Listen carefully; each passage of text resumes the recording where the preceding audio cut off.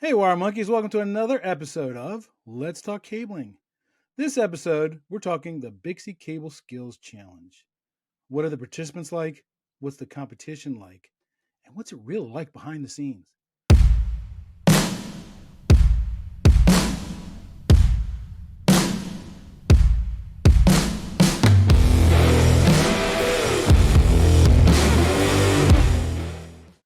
Welcome to the show where we tackle the tough questions submitted by installers, estimators, project managers, customers, even IT personnel. We are connecting at the human level so that we can connect the world. If you're watching this show on YouTube, would you mind hitting the subscribe button and the bell button to be notified when new content is being produced? If you're watching us listening to us on one of the audio podcast platforms, would you mind leaving us a 5-star rating? And if the show's not a 5-star rating, let me know what I can do to make it a 5-star rating. Those simple little steps helps us take on the algorithm so we can educate, encourage, and enrich the lives of people in the ICT industry. Thursday night, 6 p.m. Eastern Standard Time. What are you doing? You know I do a live stream where you get to ask your favorite RCDD, and you know that's me, questions about installation, certification, estimation, project management, even career path questions. But I can hear you now, but Chuck, I'm driving my truck at 6 p.m. on a Thursday night. I don't want to get into an accident. I got you. They're recorded, so you can watch them at your convenience when it's safe for you to do so. And finally, while this show is free and will always remain free, would you mind clicking on that QR code right there? You can buy me a cup of coffee. You can even schedule a 15-minute one-on-one call with me, after hours, of course. So, like I said, the BICSI Cable Skills Challenge, that's where the best of the best of the best of the best, to use a Men in Black colloquialism, come to meet and compete. But what's it really like? What are the competitors really like? What's it like behind the scenes? I got a special roundtable of participants in the big BICSI Cable Skills Challenge this year, and we're going to cover this. I got some tough, hard-hitting questions, so I hope they're up to speed. I hope they're good at shooting from the hip with questions as they are terminating fiber. So I want to welcome to the show tonight 4 special people, all participants in this year's BICSI Cabling Skills Challenge. Gentlemen, why don't you go ahead and go around the room and just introduce yourself and give us the 15, 20-second, who are you? Starting with you, Nathan. Nathan Lauver, Madison, Wisconsin. I currently run my own business, Home Run Cabling and Technologies. Been doing it about 25 years. I've been a BICSI member about 10 years. And yeah, that's basically it. Mr. Sean? Sean Rep, Kansas City. I work for Envision Technology Group. I am a project manager for them. I've been a BICSI member since 2017. Who were you rooting for in the Super Bowl? Just out of curiosity. 49ers, but I wasn't upset that the Chiefs won. TJ. I am TJ Pate, the current Cable Skills rating champion, 3-time winner, 2 times back-to-back, won 1 time in 2020, but then Michael Ratliff won in 21, or 22 since we didn't have a 21, then won in 23, and then won in 24. I work for Florida Power and Light here in the sunny Panama City, Florida, and I'm actually at work right now on a splice trailer out on the transmission line working on some OPGW fiber that we're bringing into a solar site. Hint, future show topic. Just saying. Just stay tuned. Doug? You look a little chilly today. Doug Sherwood here. It's cold in Florida. Don't let people fool you. I got goats with sweaters on right now. It's cold in Florida. It got to 60. Sorry, Doug. It's 60 degrees right now. That's why I'm in my parka. Okay, Doug, go ahead. Sorry, didn't mean to interrupt you. Doug Sherwood here, 29 degrees, Columbus, Ohio. I'm a data center team lead. I work for CBRE. I've been in the field since about 1997. Got my BICSI technician in 2004. So that's me. I got to say, I'm impressed because it's a wide range of people. I was expecting like Yeah. everybody say, "Oh, I'm a technician." No, we got a project manager, a data center lead, a business owner, and then has anybody ever? Are you the only one who's won back to back, TJ, or did somebody else win back to back too? No, Michael Ratliff won back to back, and then he won back to back, and then had a lull. Didn't win one, and then he beat me the next year. And Right. then the very first 3 years was won by the very first 3 years of the Cable Skills Challenge was won by an individual. He won it 3 times back to back, Mhm. and then there's only 3 people that have won it 3 times. I know 2 of them. Yes, Actually, no, so actually, I do know 2 of them. So let's go around the room and let's find out what motivated you to compete in this competition. I got asked several times at the conference, how come I wasn't in it? And I have an old war injury that I've got to hobble, so I can't really participate in it, because of that war injury. But Nathan, what motivated you to do it? Well, going back to when I was just getting started doing this, like 2000, we always thought there should be a competition like this, even before BICSI started doing this, because there's competition in between the guys or the crews at work, and everyone likes to talk a lot of game, but you you get down to, under the bright lights of the expo center, and they're looking over your back and taking notes and timing you, and you're really That's where the rubber meets the road, right, exactly. right? And you're so spot on, because I got to attend the NECA show in Philly this year. My day job sells electrical products. So I got invited there to talk about the low voltage stuff. And I was kind of like, why am I going to this electrical thing? I'm a low volt guy, right? Electricians don't like low volt guys. But yet I had the second most amount of contacts at that meeting, because I knew how to push the guys' buttons. I'd see 2 guys walking down the aisle. I'll say, hey, which one of you terminates faster? And they'll go, I do. Oh, I do. No, come on over here and prove it. Because guys are competitive. They truly are competitive. Yeah. Sean, this is your first time, right? Yes. What motivated you to jump into the fray? It's kind of like what Nathan said. There's always been like a healthy competition out in the field. A lot of times instigated by me, probably, but and back in the day, Simons used to have some competitions and stuff, and I won a few of those. And then my bosses would go to the BICSI Winter Conference and tell me that they had a cabling skills challenge, and it's just always something I wanted to do and try. I know one skill challenge that they had in the skills in the BICSI Cabling Skills Challenge you'd win. Cable dressing. Cable dressing. And yeah, I had to dress 2 cables, or three, total of 3 cables. I'm telling you, Sean's got that. He's got that dialed in, buddy. Dialed in. That is the truth. But I heard a little birdie tell me though that TJ's got the fiber dialed in. TJ, what motivated you? Well, honestly, I wanted to win it 3 times, and Michael Ratliff was on me about, listen, there's only 2 of us in this club. We need a 3rd person. And I wanted to challenge myself again, knowing that I've worked on my skill set and how much fiber work I've done in the last year and how much better I'm trying to make myself doing fiber work. And I said, I can do this. So I knew what I needed to do going in. I knew what I needed to prep myself with. And I said, you know what, I can do this. And then a little birdie told me that Sean was going to be there. I did my due diligence about Sean, and I said, oh, I really got to tighten up. And then all of a sudden I heard my boy Nathan was going to be there. I'm like, oh, here we go. And then Doug's right there on my heels. I taught Doug into competing. And boom, there's Doug, right there too. So I knew we had a great skill set of technicians going this year, and I wanted to know if I could come out, above and compete with the best that we had out there.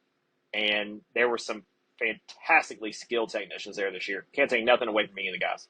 So Doug, what motivated you to compete in this thing? So, I'm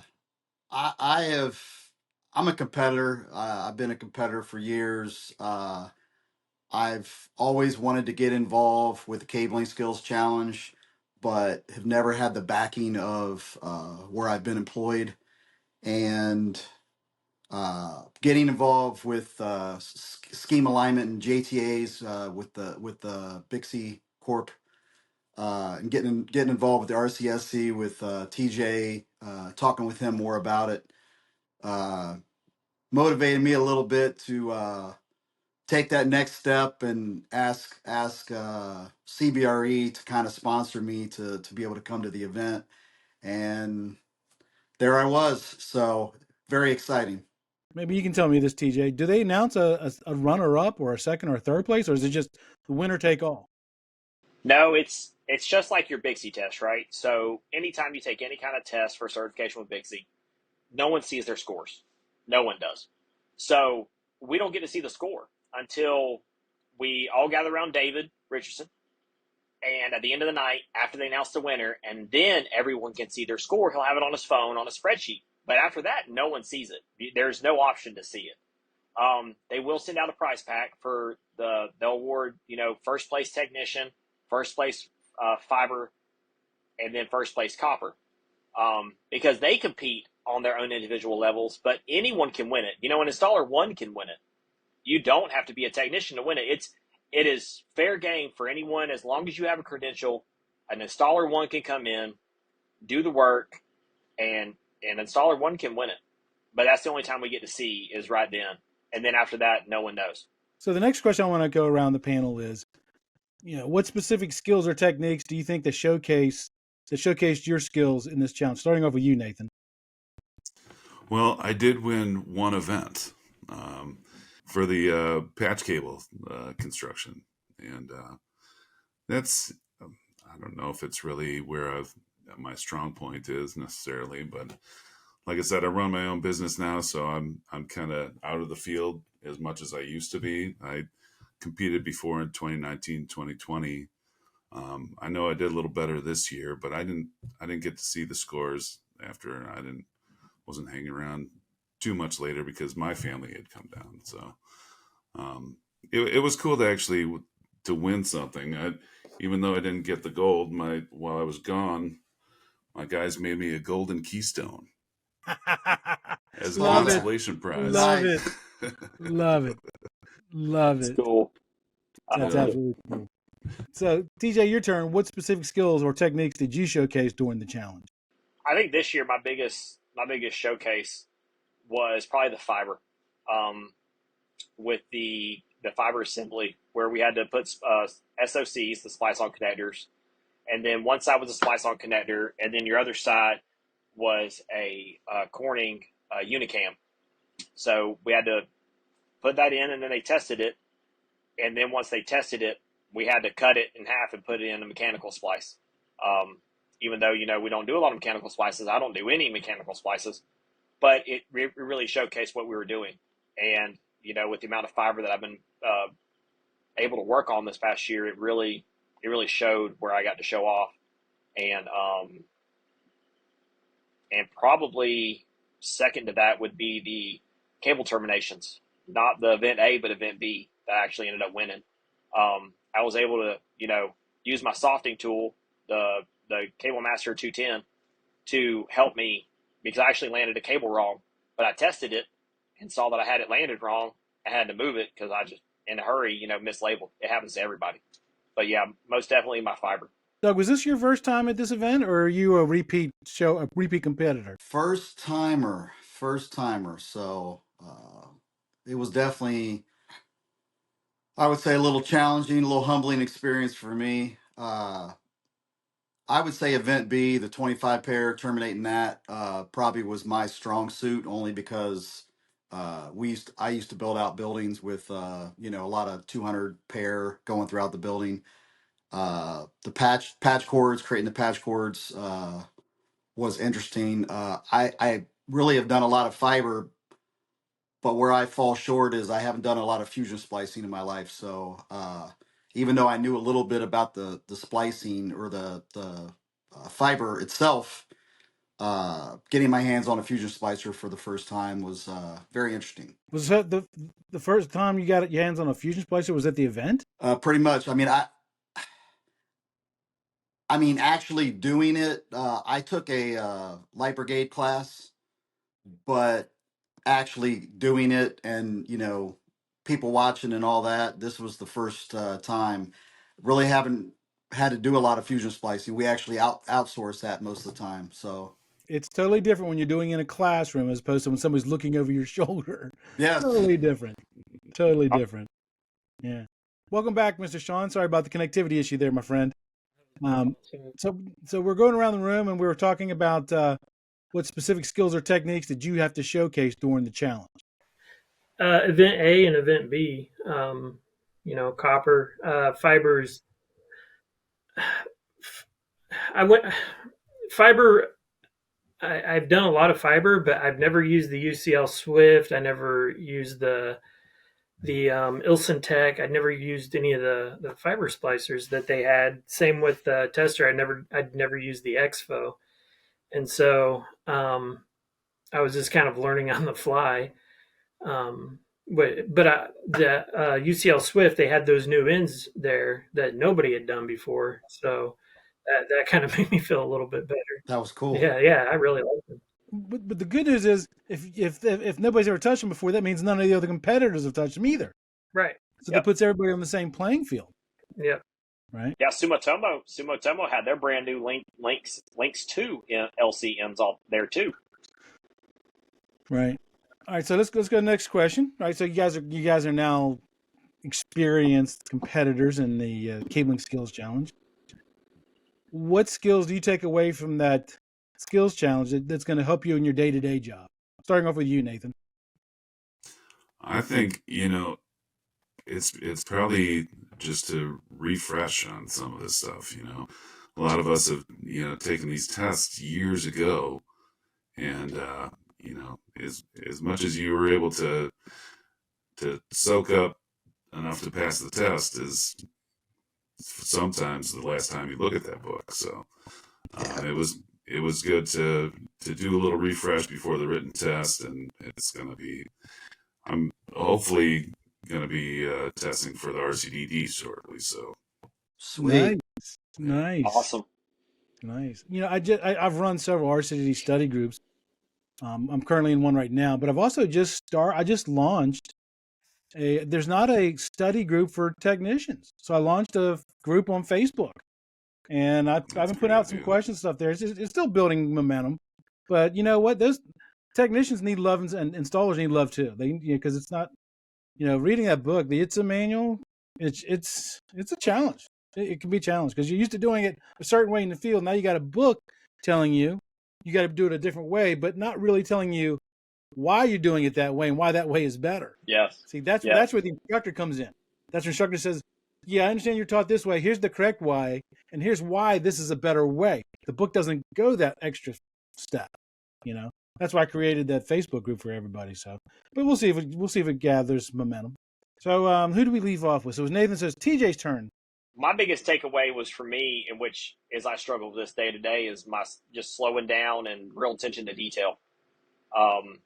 On the optical loss test set event, I forgot to write down, the OTDR event, I forgot to write down if it was a splice, a mechanical, or a fusion splice, or a mated pair. And I forgot to write that down, even though I knew I needed to say, all right, that's a splice. Okay, that's a fusion splice. That's a mated pair. I didn't write it down. I wrote all the other values down, the dB losses, the reflection, the attenuation. Is as small the details. And the details are what matters. And that's what I'm focusing on now is the details, making sure I get the details right. Doug, your turn. Honestly, I think you kind of touched base a little bit on it. Is after you get qualified as technician, installer, copper, fiber, whatever, you kind of create your own habits. You do your own thing. You establish how you want to do cabling. But when you enter that arena and you're challenging yourself in the competition, it's no longer how you do it. You have to adjust to how the ITSM tells you to do it, and if you don't, you lose points. You get docked. It's. I think that's where I need to focus is and adjust, I guess, myself to become a better technician. So Sean, your turn. I don't know if you heard the question because you had connectivity issues, so you dropped out, came back in. I was asking, do you believe participating in cabling skills challenges like this enhances your expertise in structured cabling? For me, this being my first year, I really didn't know what to expect. And so day one, going in to take the written exam, I knew that wasn't going to be easy, but just that I think it was the very first question. I was like, this is just ridiculous. And then the first three questions, luckily it got a little bit easier. But I feel like they were just trying to get into my head, and it was very intimidating. And then also, at the beginning, them saying that they opened it up to international this year, and there was people from Japan there that had to win the same competition in that country to be able to compete in this one, and it was just very intimidating. And so I wasn't sure how I was going to do. Like, just I do this stuff all day, every day. And at first, I was kind of frustrated with just how I was messing up the simplest things. And then that's the competition part there. Yeah. And then I remembered what TJ had said in his last podcast about how it's really just you're competing with yourself, and so just kind of not taking yourself so seriously and just kind of taking a breath. And event B went a lot better. So you guys, you keep saying event A, event B. What is it for the person who's watching who hasn't looked at the page yet? What's event A, what's event B, and all the other events? I'll let me see. Let's go around the room. Nathan, you pick one and tell us what one of the events are. Well, event A was a couple of Cat 6 cables from the patch panel down to a wall outlet, and also to an access point location. Gotcha. TJ, what was event B? Event B was you had to land a 25 pair from a bring it down from a fire stop, land a 25 pair on a 110 block, then land a Cat 5E for like a wall outlet on a different row on a 110, and then run your cross connect and bond your ladder rack to the ground bar, and then make your connection for your WAP. Did you have to the fire stop assembly too, or was it already fired? Yeah. Yes. So one fire stop is a regular standard 4-inch sleeve with putty, and they provide the putty, and your other is an STI speed sleeve to where you don't have to do anything. I love those sleeves because they're super easy. Not to drop topic, but Doug, didn't you win a speed challenge? Did I not remember that? Well, sorry. I didn't mean to poke the bear. It was a battle between me and Nathan. I think Nathan was gracious enough to hand me the W, but we were going back and forth. But yeah, I think it was like 3.6 seconds. It was kind of fun. It was a fun event, but I was kind of short. It was hard for me to get the cabling through the sleeves quick. But yeah. You Okay, did it. That was awesome. Doug, what's event C? Is there event C? I'm assuming. Yep, all the way to H. Event C was fusion and mechanical splicing, and then you had a event C also that was supplemental fusion splicing. D is cable assembly that Nathan won. Event E1 is cable troubleshooting, the table of death.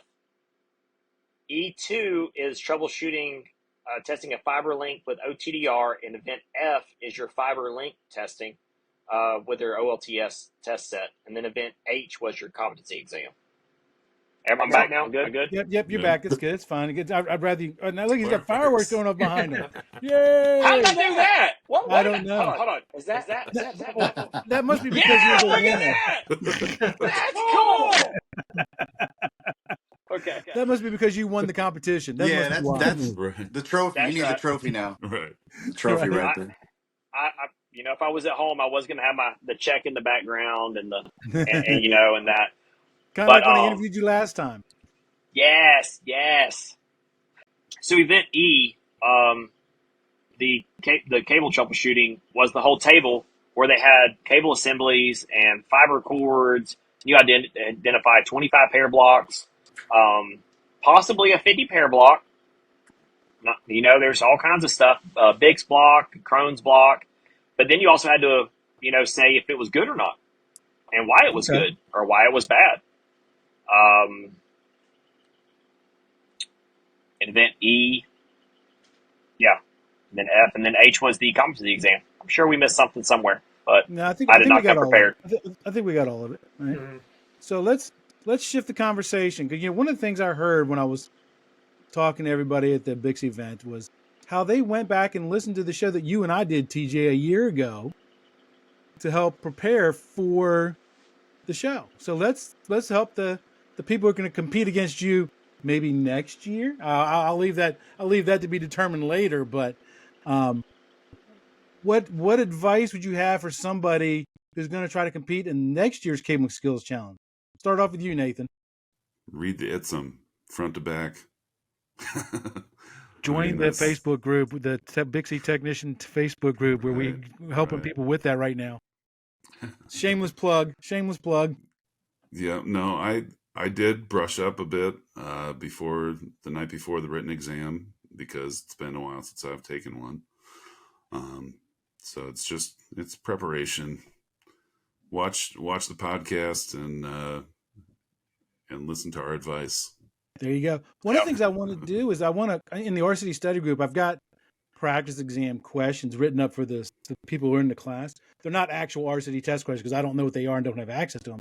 They're just questions that I come up with to help people kind of gauge how their studying's going. And I'm probably going to do the same thing with the ITSM manual and start making that available in that Facebook group.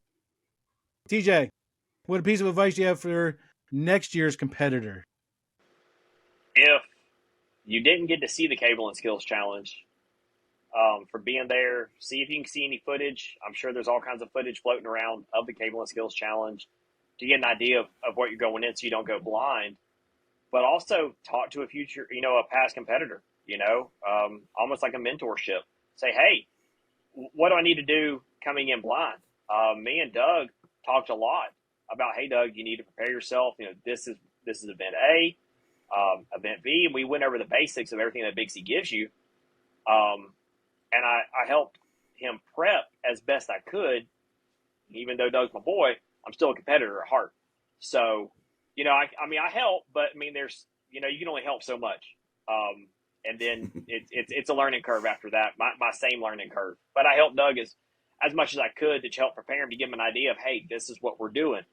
When you come in for the first day, don't get overwhelmed. It's okay. If you have questions, you can ask questions until the whistle blows. And I told Doug that a couple times. I said, just ask questions. And, look at this, read your sheet, and you'll see some people doing some things like, I don't know if Nathan or Sean saw me do this, but I took my sheet in event A and actually taped it to the backboard. Yes, I did exactly that. Hey, there's Doug. So I wasn't looking for my paper to see what I needed to do. I just stopped. I read the instruction, then I moved on. Because, as you know, a paper on the ground, that could be a trip hazard. We're not, and BICSI, we're not trying to make safety hazards. We're trying to work efficiently and work safely. So that sounds a lot to me, because I used to be a BICSI trainer once upon a blue moon many moons ago. On the hands-on portion, they gave you a sheet for each of the stations you had to go through, and it went through the steps. Is that the same thing for the competition? Yes. It's relatively close. It gives you instructions on what you need to do, but how you do it is on your own accord. Making sure that you do it, there he is. Doug, can you hear us now? I can hear you. We need some good cable guys to fix the internet. It's not working right tonight. Sean, what advice do you have for a participant in next year's competition? To hope that TJ isn't participating. No, just prep yourself for it, study, try to get your hands on a fusion splicer and a tester, and just have fun and don't take yourself too serious. I got to say this. Are you really the best if you can't beat TJ? I'm That's just true. thinking out loud. Just thinking out loud. That's fair. Doug, what That's advice fair. do you Doug, what advice do you have for somebody participating next year?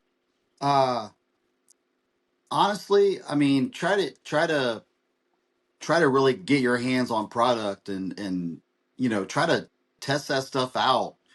You know, challenge yourself, terminate the stuff, really practice. And I mean, the test was extremely difficult. So, really wrapping your head around the ITSM, trying to figure out how to calculate things. There were some calculations that need to be done. There's just a lot of things that you really need to wrap your head around to get involved in this competition. But it was a fun experience, honestly. Do you remember what they had you calculate by any chance? Can we like a lot of stuff? Well, I'm just saying, like, for instance, certain things in the manual that you might have to do some type of calculation. Like a fiber optic loss budget or something, maybe? Yeah. Ohm's law. Your Yeah. Ohm's law. So Your, application of Ohm's law? Yep. Not just They memorizing put it it? in every test. Nope. Oh, I love that. And your super bundles for like copper. Your super groups? I couldn't Yeah. believe that one, honestly. But Okay. Well, there's still who people out there puts putting in in super 500, groups. 600 pair? They're still out there. They're still out there. I You may have to work on it. One of my best friends is Phil Klingsmith, and he helped write the outside plant manual. And he'll tell you there's still lots of legacy cabling out there that goes up to 2,400, even more. And that's where the super groups really come into play. Really come into play. Yeah. All right, so this question is for my first timers. Okay. If in a perfect world, if all the stars align and the moon aligns and your boss says yes, are you going to compete next year? Again, not saying yes doesn't mean you actually beat them, because there's a lot of stuff that's got to happen between now and then. But if everything lines up, would you compete again next year? That's actually a better question. Would you compete again next year? Am I the only first timer here? No, it's you and Sean. You and Sean together. Okay. Go ahead, Sean. So go you. I already told my boss if he doesn't want to send me next year, I'll be taking vacation time and going anyways. That's I right. love that attitude. What about you, Doug? Well, I believe I'm going to be there anyway. I'm on the RCSC committee. I've already started creating notes. I've talked to my boss about how to build out the rack with the grounding to try to challenge myself and get better, because, practice makes perfect. And if you can't do some of that stuff on a day-to-day basis, basically I'm going back to the last competition and going to be challenging myself just as hard. So, yeah, I'm there. Nice. Okay, now this is for Especially with my TJ repeat not there, competitors. There you go. There you go. This is for my repeat competitors. Again, if everything lines up perfectly, your boss agrees and your schedule agrees and stuff, would you compete again next year? Start with you, Nathan. Yeah, I'm the boss, so yes, There you go. You can make that happen easily. I'm gonna win it next year. Okay. Heck yeah, man. You in next year too, Jay? If everything lines up right. If everything lines up right, I might actually be the first time to win it 4 times. Nice. The first 4 ever. But a lot of Nice. things got to line up to make that happen. So, but we will see. But if you want to be the best, you got to beat the best. You got to beat the best. And if all 4 of you show up, well, if any of you 4 show up, or all 4 of you show up next year, make sure you carve out time. I'm gonna take you all to dinner. Make sure you carve out time. Deal. So I hope you learned a lot from this episode, because the competition is stiff, but they're also there to help you and mentor you through the process until the bell rings. So question is, do you have what it takes to beat TJ? Knowledge is power. That's it for this episode of today's podcast.